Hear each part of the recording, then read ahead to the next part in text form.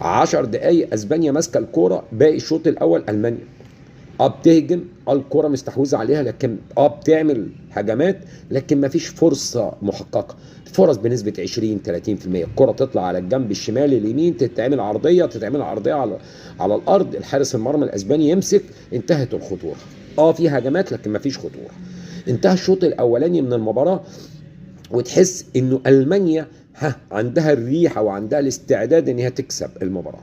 انتهى الشوط الاولاني، قلنا ان المانيا هتنزل الشوط الثاني، لا هي المتحكمه، هي اللي عايزه تكسب، هي اللي عايزه تدور على المكسب، هي اللي عايزه تعمل كل حاجه، هي اللي عايزه.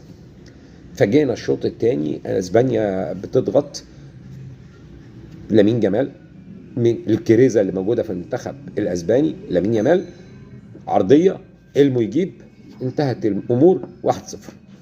قلنا اسبانيا هتتحكم في المباراه.